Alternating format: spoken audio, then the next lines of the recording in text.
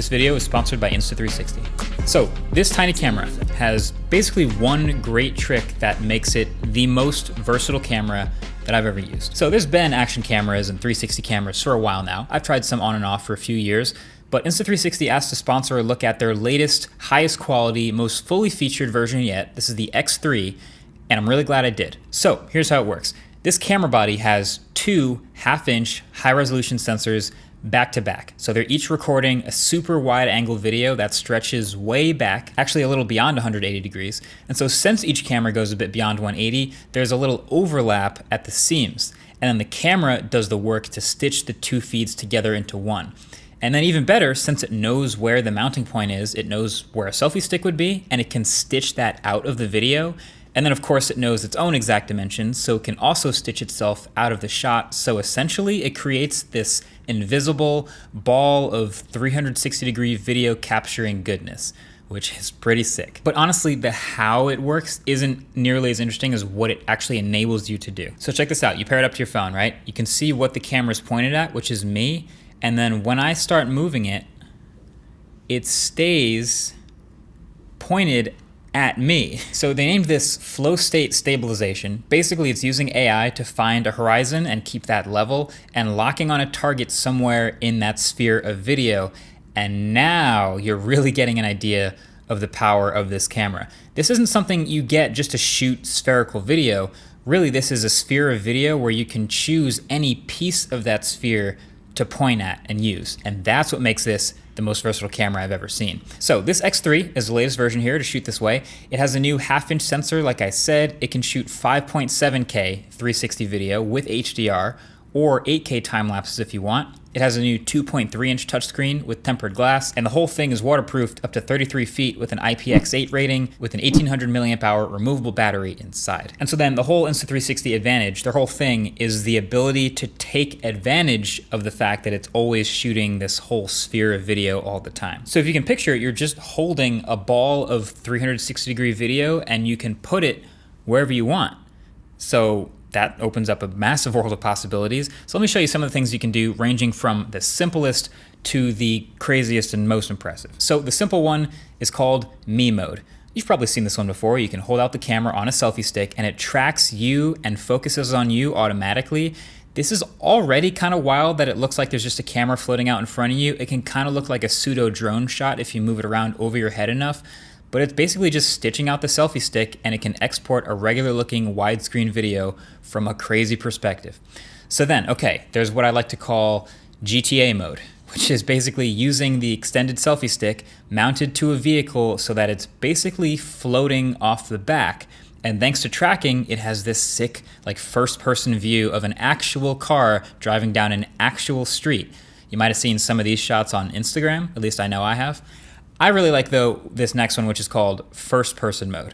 This is something I'm actually going to start using more on the autofocus channel that we just started, because believe it or not, holding a phone in one hand while driving down the highway with the other is not actually the safest thing to do. So all you have to do for first person is put the camera either on your head or literally hold it in your mouth, and then track the part of the sphere that faces forward, and boom, not only do you have a first-person wide-angle shot of what I'm seeing as I drive, but it's super out of the way and it's very useful. Fun fact, the other side of the sphere looks like this. Some people have called this nose mode. You might have seen some clips like this also all over the internet.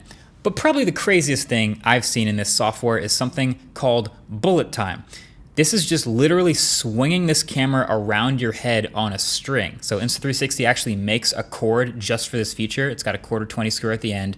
You connect them and you swing the camera around in slow motion, and it can make some pretty sweet videos, kind of an advanced selfie showing off your environment in 360 degrees. So it's a pretty complex system that's very capable, but the craziest part of all of this is that it's all edited on your phone. It's all done in the Insta360 app, so that makes it this sort of next level of accessible. I've been talking about starting a YouTube channel on your phone, making videos on your phone. You can do all of this with the camera and one app on your phone. And render times are not bad either, so just going through a clip you've shot on this camera and asking it to track something. It tracks faster than real time, which is sick. And you can do a whole sky swap of a video clip in a few seconds. It just analyzes the whole clip and then does a pretty solid, convincing sky swap. And if you think about it at all, it is much faster much faster than any Adobe app or motion graphics tool that I've tried. But the whole point is any effect you want to achieve can be done within the app. So whether it's something super complex like bullet time or just some simple reframing, just moving around that sphere of video, using keyframing, and even using the gyroscope of your phone to point at new things and adjust your shot. It all works very smoothly. No matter what, you always have the whole sphere to play with, and you can move around and create a custom video of whatever angles you want super quickly. You can get really creative with it. So this is a $449 camera and the app on your phone and a selfie stick, and that's it. That's the whole system. So I'm gonna be adding this to the arsenal for the autofocus channel for sure. There is also some accessories. There's this guy, which is a reader accessory. So instead of having to take out the battery, which is removable to get to the micro SD card, you can just plug it straight into your phone and grab files that way. There is also a mic jack accessory. So you can plug in via USB-C, and then there's a mic jack. So things to like sort of add a little bit of production quality to this camera that's already pretty solid on its own. And there's also other smart features like loop recording, which records every 30 minutes and you can use it as a dash cam. So are there any weaknesses? Basically the only one that I found is with a 360 setup like this with back-to-back cameras, if you put the subject right on this seam, like on the edge of where the two cameras are recording, where it's stitching them together, you can get some distortion, especially if you're very close to the camera, but it's pretty easy to shoot around that. It's easy to change the orientation to just make sure somewhere in the sphere is the subject, and then you're good. So yeah, realistically, this is the most versatile camera I've ever seen and actually used. And honestly, I don't even scratch the surface of the creativity that I've seen people do with these cameras. Again, all over my Instagram feed, I've seen people like throwing this around, doing fake drone shots. I saw somebody actually throw it off of a cliff next to somebody who was diving, and it just fell into the water, but of course the sphere captured the person diving right next to the camera. It's just cool stuff. So naturally, I'm gonna be bringing this into autofocus videos, first person driving shots, maybe selfie stick outside of the car stuff, things like that. But go ahead and subscribe over there if you wanna see that stuff. I'll have a link below to the channel. I'll also have a link below to the camera itself. And thanks again to Insta360 for sponsoring this look.